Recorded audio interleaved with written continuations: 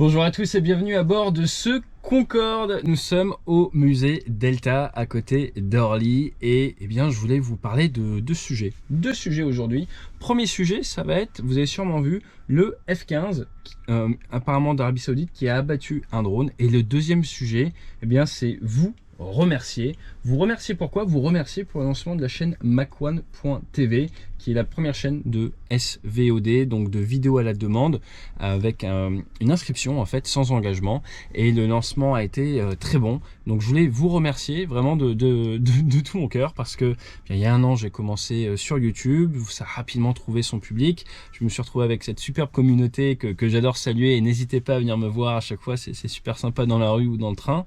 Et étape après étape, pour professionnaliser un petit peu tout ça, la suite logique, c'était quoi? C'était de vous offrir du contenu et un niveau de qualité un peu supérieur, et surtout l'accès à des reportages. Il y a énormément de reportages qui existent, mais tous ne sont pas accessibles, et je me suis dit, quoi de mieux que de pouvoir vous en sélectionner et vous en créer des un peu spéciaux.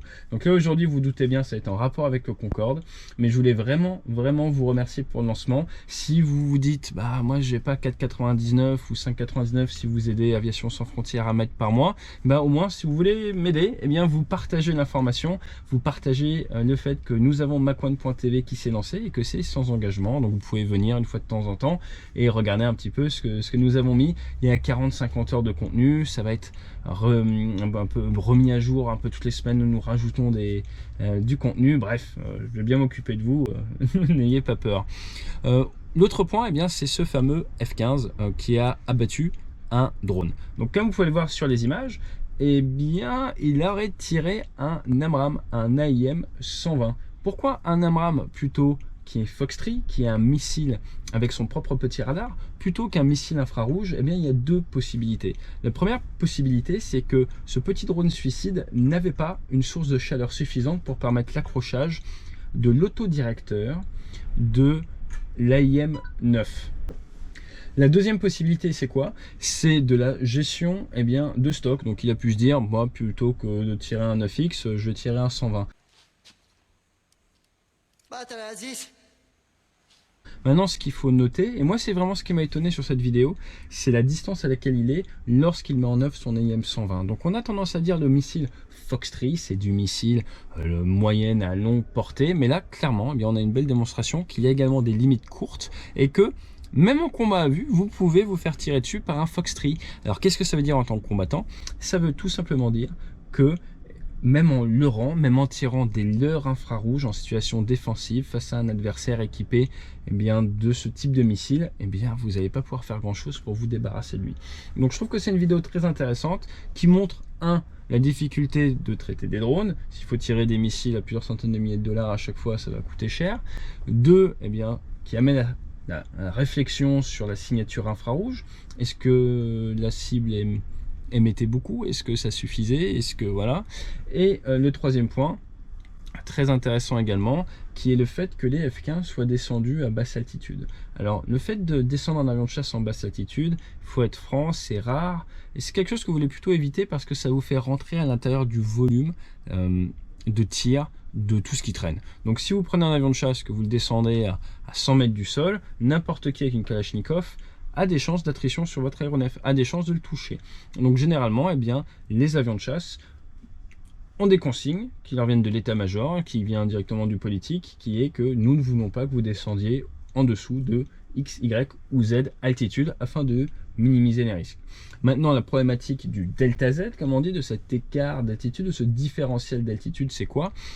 C'est que ça peut rendre difficile le tir. Depuis les années 90, les radars ont une technologie look down, shoot down, qui veut dire qu'ils ont une capacité à regarder en bas et à tirer. Ça c'est très bien, mais voilà, si vous avez trop d'écart, ce n'est pas possible. Donc ça amène la réflexion tactique autour de comment traiter des drones suicides. Et je pense honnêtement que oui, le AM120, c'est peut-être ce qu'on appelle un peu de l'overkill. Si ça avait fonctionné, je pense qu'un AIM 9X aurait sûrement été mieux, mais il faut voir si le F15 ont été équipés ou pas, et surtout s'il arrivait à le sortir d'un point de vue thermique. Pas oublier que c'est peut-être au-dessus du désert, il y a peut-être des soucis de température, même si normalement c'est pas tout à fait les mêmes longueurs d'onde sur lesquelles ça travaille, donc voilà, je n'ai pas de réponse à vous fournir là-dessus. Ce qu'il faut savoir, c'est quand on s'entraîne à tirer des cibles d'entraînement, elles ont souvent une source de chaleur qui va permettre leur détection et leur mise en œuvre. J'espère que cette petite vidéo vous a plu. Dans ce cadre, on ne peut plus exceptionnel. Maintenant, moi, ce que je vous propose, eh bien, c'est de m'accompagner sur Mac One TV, qu'on aille mettre plein gaz et que vous profitiez un petit peu du contenu exclusif que je vous ai préparé. Pour l'instant, j'ai 3 reportages. Il y en a d'autres en montage, d'autres en tournage. Et il va y avoir de l'hélicoptère aussi, hélicoptère, ULM, un peu de parachutisme. On va retourner à mes premiers amours. J'étais parachutiste dans une autre vie, mais là on va faire un mix entre les deux. Bref, je vous en dis pas plus. Très important, pour ceux qui sont restés jusqu'au bout, 2 dernières annonces. La première, c'est qu'il nous reste quelques places pour le stage du 11 au 15 juillet. Si vous êtes intéressé, n'hésitez pas à me contacter. Il n'est pas impossible qu'on puisse aller sur des budgets de la formation professionnelle. Donc vraiment, n'hésitez pas à rentrer en contact, postuler. Après, on discutera, on fait passer des petits entretiens de manière à avoir un groupe vraiment le plus complémentaire possible. Et le deuxième petit point, qu'est-ce que c'est? Eh bien, j'ai besoin de vous. Oui, besoin de vous. Besoin de vous, pourquoi? Pour continuer à être source de propositions.